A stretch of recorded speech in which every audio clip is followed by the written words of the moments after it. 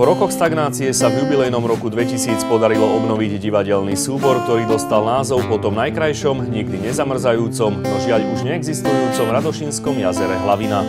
Tradícia v Radošine ochotníckeho divadla je veľmi bohatá. Prvé predstavenie sa hralo v roku 1920. Najvýznamnejším asi bodom v histórii, čo sa divadelníctva týka, je vznik Radošínskeho naivného divadla, ktoré vzniklo v roku 1963.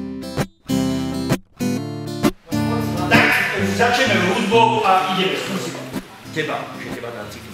Majo, kde ho máme? Tu je informácia o tom, že nie je možné hodinu a 20, či koľko si to narátali nacvičiť za jeden týždeň.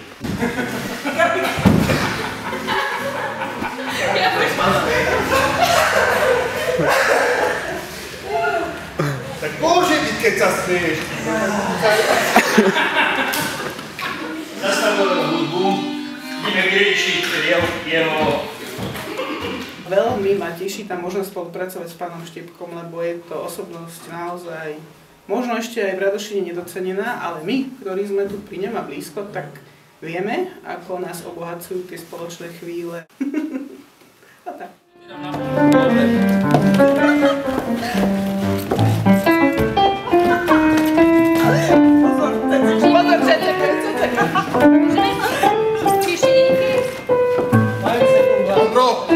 Chybuje ani basu. Basu, klávesy hore. Mihalík je veľký žrút, ako na to, že má 13 kg aj s topankami, on dokáže zjesť 7 porcií, ja teda vyzerám mohutne a ja dokážem pribrať aj z vody. Ja neviem, či mi nechutí. Ako to by som chcel, aj kebyže som baba. On nepriberá vôbec, no. Ja napríklad sa lepšie nadýchnem a hneď 2 kg hore, ale on zje 7 porcií a on je Výborné. Ahoj, ahoj, kamarádi táborových ohňů. Je to v poriadku. Nie, lenže 5 minút do začiatku predstavenia a zvuk tu ešte stále nie je. Došiel som akurátne včas. Sice občas nestíham na skúšky, alebo aj na predstavenia, alebo mám aj iné povinnosti, tak si ako každý. Ako bolo povedané, je to veľký žrút času, ale stojí to za to.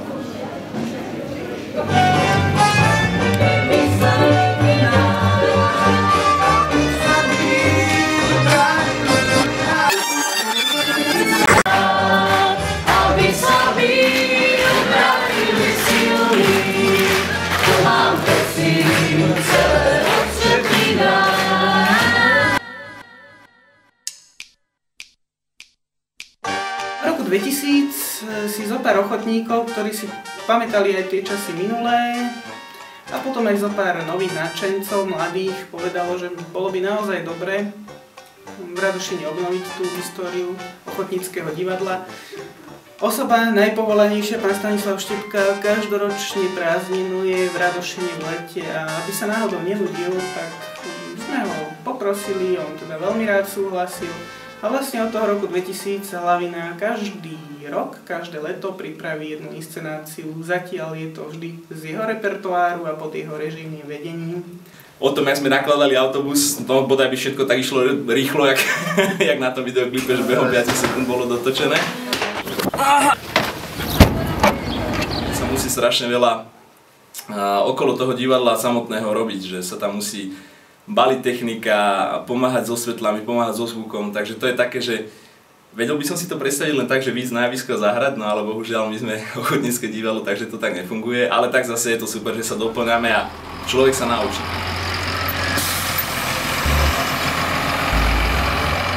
A zostali sme doma, Mačka odišla, myši majú žúr.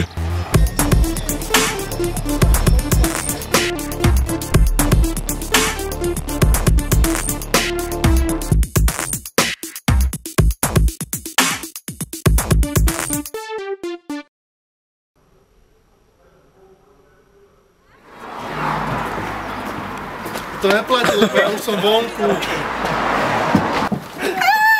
Pán redaktor, dobrý deň. Ideme na kávu?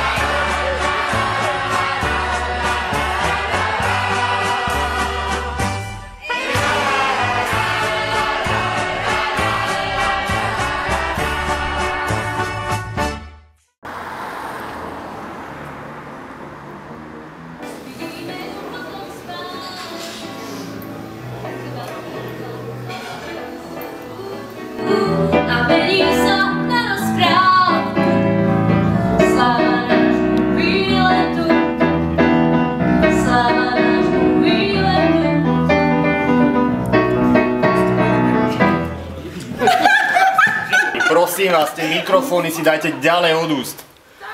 Lebo ja tu na iné nerobím len hore, dole, hore, dole, hore, dole. Teraz spieva mi jedna zrazu.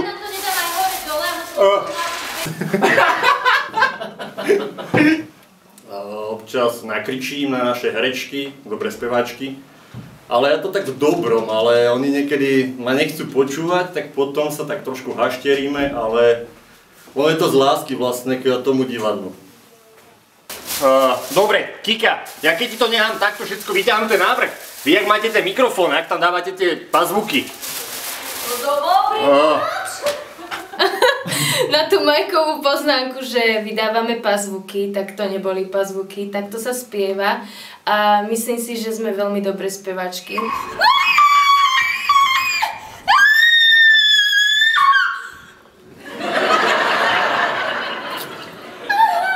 Nepijeme v divadle. Alkohol v žádnom prípade. To odkážem všetkým. Není na dobrú knihu. Odspievala som ti katastrofálne, lebo viem, že viem lepšie zaspievať, tak som bola z toho taká nešťastná. No až potom cez leto, keď sme začali skúšať, tak to už bol úplne super kolektív. Aj za začiatku som sa strašne hádila, našej vedúcej som rok vykala, za čo ma stále pozerovala, ale stal sa z nás taký v podstate taká rodina. Lebo... A teraz musím prestať, lebo budem plačka. To by si mal pútec na prostred. Pútec, sprav pútec. Ma nepostajú bez vody. Sorry? Tam nevodíš.